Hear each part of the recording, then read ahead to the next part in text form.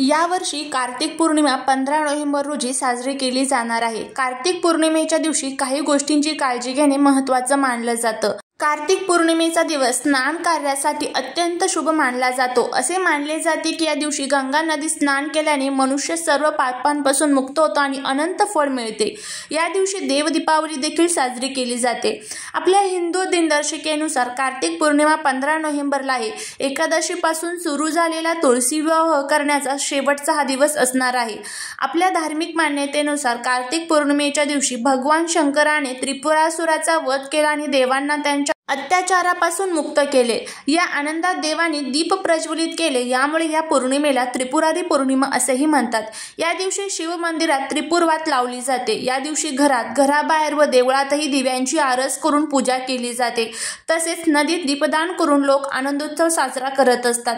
कार्तिक पौर्णिमेच्या दिवशी लक्ष्मीनारायण आणि महादेवाच्या पूजेबरोबरच काही खास गोष्टींची काळजी घेणं तितकंच महत्त्वाचं मानलं जातं। या दिवशी आपल्याला सकाळी लवकर उठून भगवान विष्णू माता लक्ष्मीचं स्मरण करायचं आहे। शक्य असेल तर नदीमध्ये तुम्ही दीपदान करू शकता।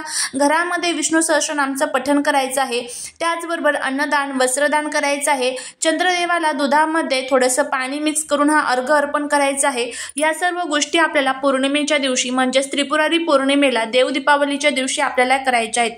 आता बघा, तुम्हाला सर्वांनाच माहीत असेल की पौर्णिमा तिथी ही जी असते तर ती आपल्या हिंदू धर्मामध्ये खूप महत्त्वाची मानली जाते। त्रिपुरारी पौर्णिमा ही सर्वात मोठी पौर्णिमा मानली जाते।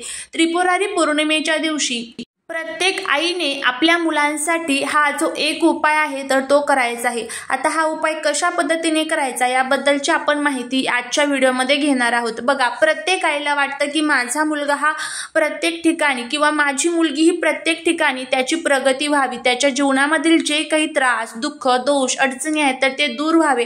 तो बाहेर पडला किंवा ती घराच्या बाहेर पडली तर ती सुखरूप घरी यावी, कोणतंही संकट त्याच्यावरती नसावं।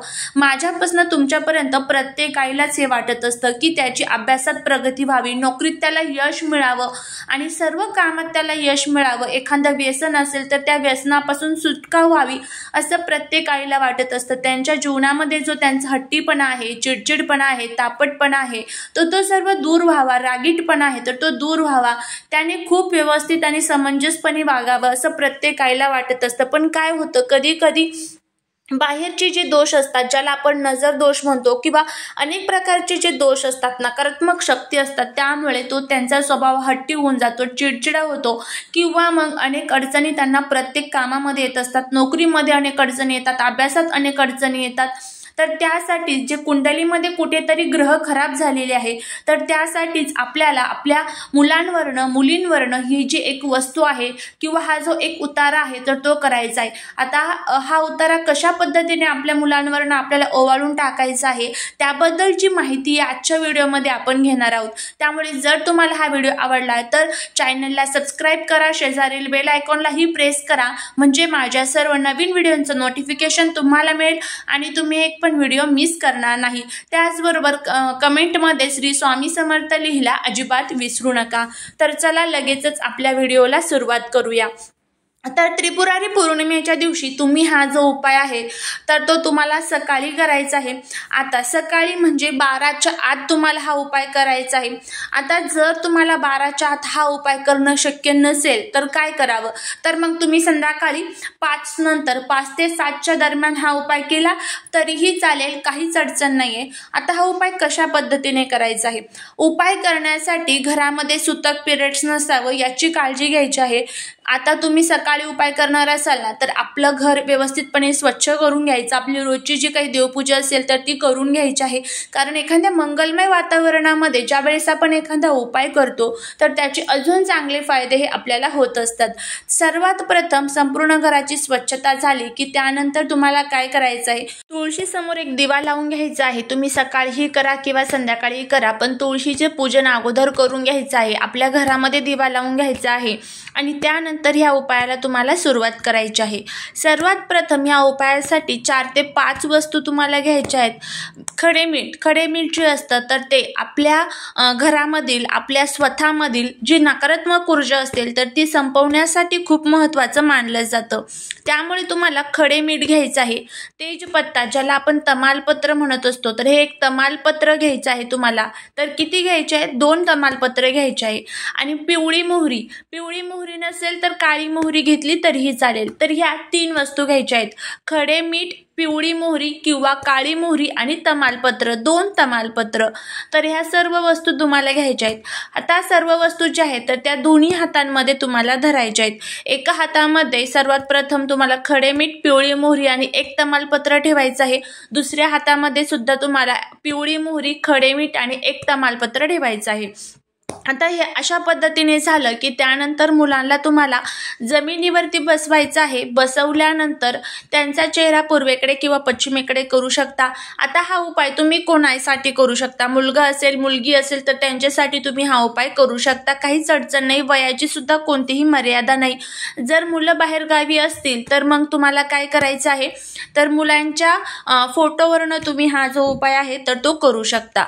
आता मुलांमध्ये जो नजर दोष असतो, जो हट्टीपणा असतो, जो चिडचिडपणा असतो आणि त्याचबरोबर मुलांमधील असणारी जी काही नकारात्मक ऊर्जा असते तर ती संपवण्यासाठी आपण हा उपाय करत आहोत।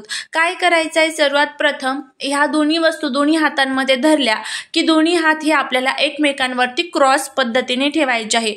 म्हणजे एकमेकांवरती हे दोन्ही हात ठेवले की त्यानंतर तुम्हाला मुलांच्या डोक्याकडनं पायाकडे ह्या वस्तू तुम्हाला ओवाळायच्या आहे। ओवाळत असताना माझ्या मुलांना कोणाची नजर लागलेली असेल, आल्याची, गेल्याची, बाहेरल्यांची, घरातल्यांची, आईवडिलांची कोणाची नजर लागलेली असेल तर ती निघून जाऊ दे, अशा पद्धतीने मनातल्या मनात तुम्हाला बोलायचं आहे। आणि त्यानंतर तुम्हाला कापूर घ्यायचा आहे आणि कापूरमध्ये ह्या सर्व वस्तू तुम्हाला जाळून टाकायच्या आहेत। कापूर हा दिव्याच्या साहाय्याने प्रज्वलित करायचा, थोडासा जास्त घेऊ शकता आणि त्यामध्ये ह्या वस्तू तुम्हाला जाळायच्या आहेत। जळत असताना मीठ आहे तर त्या अंगावरती उडू शकतं, त्यामुळे थोडंसं सावधगिरीने तुम्हाला हे जे सर्व वस्तू आहेत तर त्या जाळायच्या आहेत। तेजपत्ता जो आहे तर तो लगेच जळेल, त्यानंतर पिवळी मोहरी सुद्धा जळून जाईल, फक्त मीठ हे अंगावरती उडू शकतं। तर अशा पद्धतीने आपल्याला हा जो उपाय आहे तर तो करायचा आहे।